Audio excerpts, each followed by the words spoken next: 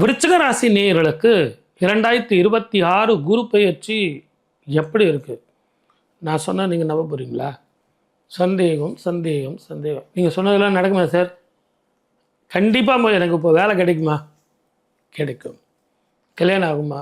ஆகும். வீடு கட்டுவோன்னா பண்ணுவீங்க. ஃப்ளாட் வாங்குவோன்னா இண்டிவிஜுவல் ஹவுஸ் வாங்கினா, ஃப்ளாட் வச்சுட்டு இருந்தீங்கன்னா இண்டிவிஜுவல் ஹவுஸ் வாங்குவீங்க. சார் கார் விற்றுட்டு வேறு வண்டி வாங்கிக்கலாமா? வாங்கிக்கோங்க. சார் நீங்கள் கேட்குறது சொல்கிறது எல்லாமே நல்லா தான் இருக்குது. இதெல்லாம் நடக்குமா? அது உங்கள் பேரில் சொல்லி தப்பு இல்லை சார். உங்கள் நட்சத்திரம், உங்கள் ராசி அப்படி. உங்களுக்கு என்ன சார் நீங்கள் சொல்லிட்டு போகிறீங்க. ஆனால் அது நடக்குமா நடக்காதா, நடக்குமா நடக்காதான்னு அந்த பயம் இருக்குது பாருங்கள். எங்களுக்கு உள்ள பிரச்சனை எங்களுக்கு தான் சார். அந்த சந்திரன் நீச்சப்பட்டு போயிடறான். உங்களை பற்றி பேசுகிற தகுதியோ உரிமையோ எனக்கு இல்லை. அந்த சந்திரன் நீச்சப்படும் போது இப்படிப்பட்ட எண்ணங்கள் வரத்தான் செய்யும். இப்போ குரு பார்க்க போகிறார். சார் நீங்கள் தானே சொன்னீங்க 5 மாதம்தான் பார்ப்பார். அதுக்கப்புறம் குடும்பம், வாக்கு, தனம் என்று சொல்லக்கூடிய 2ஆம் வீடான தனுசை பார்க்க போகிறார். தெரியும் நீங்கள் இந்த மாதிரி கேள்வி கேட்பீங்க தான். அதனால்தான் இந்த ஒரு பர்டிகுலர் ராசிக்கு சொல்லும்போதே இன்னும் ஒரு வாட்டி நான் கட்டத்தை பார்த்துக்கிட்டேன்.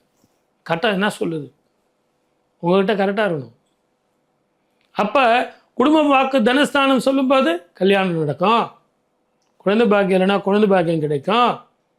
வீடு வாங்கலாம். வெளிநாடு, வெளிமாநிலம், வெளிநாட்டில் போய் படிக்கிறது, படிக்கிற பிள்ளைங்களுக்கு புத்தி தெளிவாக இருக்கிறது.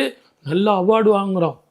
ஏதாவது ஒரு game, sports, indoor game, outdoor game, சின்ன திரை, பெரிய திரையில் இருக்கிறவங்க எல்லாம் புதிய புதிய வாய்ப்புகள் வந்து அக்ரிமெண்ட் சைன் பண்ணுறது.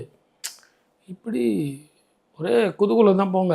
அற்புதமான வாழ்க்கை வரும். நல்லாயிருக்கும். சளி சம்மந்தமான பிரச்சனை இல்லாமல் பார்த்துங்க. கொஞ்சம் பயணத்தில் கவனமாக இருங்க. அதுவும் இரவு பயணத்தில். நான் ஸ்கூட்டரில் 3 பேர் போனேன் சார். காரில் நான் தனியாக போனேன் சார். நானே ஓட்டிகிட்டு போனேன் சார். இங்கேருந்து கன்னியாகுமரி போகிறேன் சார். அதெல்லாம் அவாய்ட் பண்ணுங்க. சேஃபாக ட்ரைவ் பண்ணுங்கள். நல்லா இருங்க. ஹாப்பியாக இருங்க. திருமண வாழ்க்கையில் ஆர்கியூமெண்ட்டை விட்டுருங்க. பிள்ளைங்களோட தேவையில்லாமல் ஆர்கியூமெண்ட்டை வச்சுக்காதீங்க. அன்பாக இருங்க, பாசமாக இருங்க. அதே நேரத்தில் ஆஃபீஸில் அடிமையாக இருக்காதீங்க, அன்பாக இருங்க. உங்களுக்கு எதிர்பார்த்த அந்த பெர்க்ஸ், ப்ரமோஷன், சேல்ரி, ரெக்கக்னேஷன் இது அத்தனையும் வந்து தீரும். இதற்கு ரொம்ப அற்புதமான நிறைய சுப பலன் கிடைக்கிறதுக்கு நீங்கள் சொன்னதெல்லாம் தேனாக இருக்குதே. இதெல்லாம் நடக்கிறதுக்கு எனக்கு என்ன பண்ணலாம் அப்படின்னா, திங்களூர், உங்கள் ராசிக்கு திங்களூர் அப்படிங்கிற கோவிலுக்கு போயிட்டு திங்கக்கிழமையில் சந்திர பகவானுக்கு பால் அபிஷேகம் செஞ்சு அந்த பாலை சுவாமிக்கு எல்லாருக்கும் விநியோகம் பண்ணி வஸ்திர தானம், 11 வஸ்திரம், 2 வஸ்திரம் கொடுங்க. சார் எனக்கு அந்த அளவுக்கு பண வசதி இல்லை சார்.